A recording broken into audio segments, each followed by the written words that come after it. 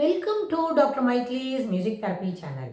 இன்றைய பதிவிலையும் neural plasticity of the brain என்ற தலைப்பில் சில செய்திகளை நம்ம பகிர்ந்துக்கலாம். சென்ற பதிவில் பார்த்தோம், என்ன வேலை செய்கிறோமோ புதுசாக ஒரு விஷயத்தை கற்றுக்கிட்டா அதுக்கு தகுந்த மாதிரி அதனோட ஸ்ட்ரக்சரல், அதாவது strength of the dendrites, strength of the அந்த நியூரல் சினாப்ஸ் இருக்கே அது கொஞ்சம் பருமனாக ஆகும். அது வாண்டாததை தானாக டிலீட் பண்ணிவிடும் அப்படின்னு நம்ம பார்த்தோம். ஆனால் ஒரு ப்ரூனிங் அப்படின்னு ஒரு வேர்டு உண்டு. என்ன? ஒரு ஆர்னமெண்டல் கார்டன், அதாவது அக்ரிகல்ச்சரில் ஹார்டிகல்ச்சரல் அது போலலாம் இருக்குது. அந்த மாதிரி விஷயத்தில் விதவிதமாக நம்மளை ஒரு மரங்களை வளர்க்கணும். அதுக்கு நம்ம டிசைன் பண்ணோம். மரம் தானாக வளர்றது வேறு, அதை நம்மளுக்கு கிடைக்கக்கூடிய ஒரு உருவத்தில் அதை மாற்றணும் அப்படின்னு சொன்னால் அதுக்கு எக்ஸ்ட்ரா இருக்கிற கிளையெல்லாம் வெட்டிட்டு அதெல்லாம் பண்ணி அழகாக செதுக்கி வைப்பாங்க. செதுக்கி வைக்கிறது புல் தரையை நடக்கிற பாதையை செதுக்கி வைக்கிறது வேறு.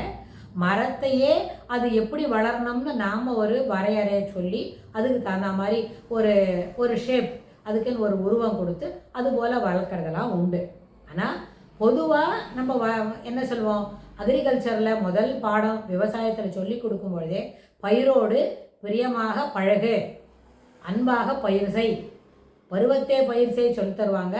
அன்பாக பயிர் செய், அளவோடு அதுக்கு என்ன உரம் போடணும், அதுக்கப்புறம் அதனோட விசுவாசமாக பிரியமாக அதோட அன்போடு பழகு அப்படின்னு சொல்லுவாங்க.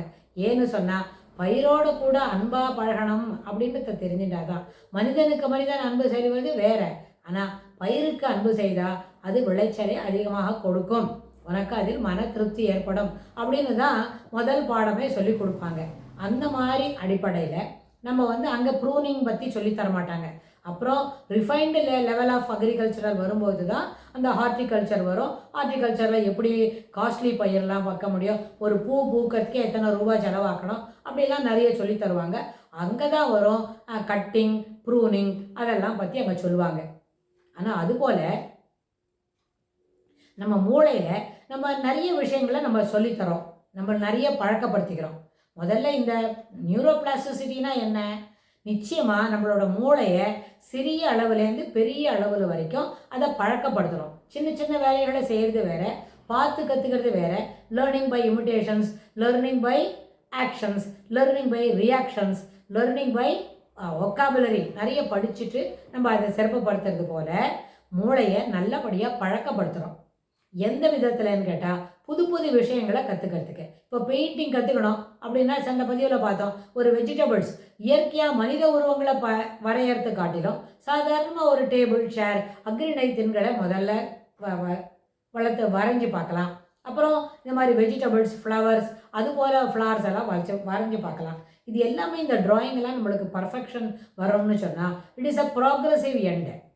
ஒரு நிஜமாகவே யதார்த்தமாக லைவ்லியாக ஒரு லோட்டஸ் வரையணும் அப்படின்னு சொன்னால் அது வரையறதுக்கு இட் இஸ் அ ப்ராக்ரெஸ். நம்ம முதல்ல வரையும் போது கோடு தான் போடுவோம். அதுக்கப்புறம் கொஞ்ச நாள் பழகின பிறகு நம்மளோட involvement, the quality time we are spending with drawing பீரியடில் நம்ம செலவு செய்கிற டைம், இது எல்லாத்தையும் சேர்த்து அது ஒரு எண்டு ப்ராடக்ட். பர்ஃபெக்ஷன் நிஜமாகவே தத்ரூபமாக ஒரு லோட்டஸ் வரையணும் அப்படின்னு சொன்னால் அதுக்கு அது ஒரு எண்டு ப்ராடக்ட்டு. அதோட quality of time we are spending, it plays a very vital role and our commitment in bringing out the best in from us. அதுக்குள்ளே நம்மக்கிட்டே இருக்கிற நல்ல சிறப்பான திறமையை வெளியில் காட்டணும்னா அதுக்கும் நல்ல சரியான நேரத்தை நம்ம செயல்படுத்தணும். ஆனால் த வெரி ஃபஸ்ட்டு டே ஒரு கோடு போட்டோமே, அன்னிலேருந்து அந்த எண்டு ப்ராடக்டான தத்ரூபமான லோட்டஸ் வரத்துக்கு it will take some time. நல்ல தினமும் பழகணும். சித்திரமும், கைப்பழக்கம், செந்தமிழும், நாப்பழக்கம் சொன்னாங்க இல்லையா நம்ம பெரியவங்க. அதுபோல் கை பழக்கம், அதுக்கு தான் அந்த வார்த்தையை சொல்கிறோம், பழக்கம். அதுபோல் நம்ம மூளையை பழக்கப்படுத்தணும். வரையறதுக்கு மூளையை பழக்கப்படுத்தினா புது புது செல் அந்த இடத்துல உற்பத்தியாகும். அதனால அதுவே தானே என்ன பண்ணும், வாண்டாத செல், இந்த செல்லில், இந்த நியூரல் கனெக்ஷனில் இனிமேலும் நம்மளால் செய்தியை சேகரித்து வச்சுக்க முடியாது, டஸ் பிகம் போர்ன் அவுட் ஆகுது, பைசா போயிட்டுருக்கு அப்படின்னா தானாக அந்த செல்லை அதை டிலீட் பண்ணிடும். டிலீட் பண்ணுறதுக்கு அந்த முன்னாடியே அதில் இருக்க செய்தியை வேறு ஒரு புது கனெக்ஷனில் ஸ்டோர் பண்ணிடும்.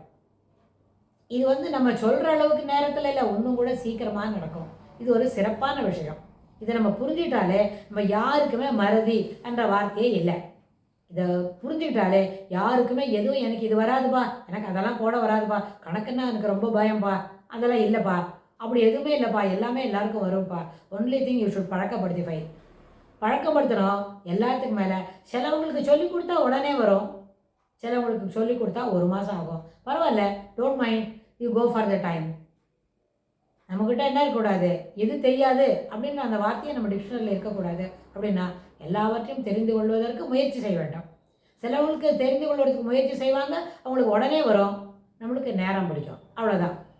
வராதுன்னு நினைக்கிறவங்களுக்கு நேரம் பிடிக்கும். ஆனால் எல்லாருக்கும் வரும் அப்படின்ற வரும். இது கை வரும்.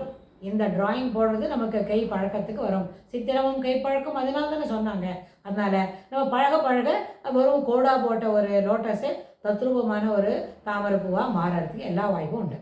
சில சமயம் அதுபோல் ஒரு சாதாரண கேட் வரைகிறோம், அது எத்தனை போஸ்டரில் இருக்குது, நடக்கும், தன்னை ஒண்டி திரும்பி பார்த்துக்கும், ஒரு கழுத்தை ஒரு சைடு திருப்பிக்கும், அப்புறம் 2 பூனைக்கு முன்னாடி உட்காந்து அப்படி பார்த்துக்கிட்டு இருக்கோம். அப்படின்னா எந்த போஸ்டரில் அந்த பூனையை வரையதாக இருந்தாலும் ஓவர் த பீரியட் நம்ம வரிசையாக 4 பூனை வரைஞ்சி பார்த்தா அந்த பூனை வந்து 4மே அதோட ஷேப்பில் லைவ்லியாக இருக்கும். பார்க்குறதுக்கு ரொம்ப நிஜமாக அழகாக வரைஞ்சிருக்குது அப்படின்னு நம்ம சொல்லிடுவோம். அதனால் இது பழக்கப்படுத்திக்கிறது தான் அடிப்படை காரணம் அப்படின்னு சொல்லி இந்த பதிவை நம்ம நிறைவு செய்கிறோம். இதுக்கு தொடர்புடைய செய்திகளை வரப்போகிற பகுதிகளிலும் பார்க்கலாம். தேங்க்ஸ் ஃபார் வாட்சிங்.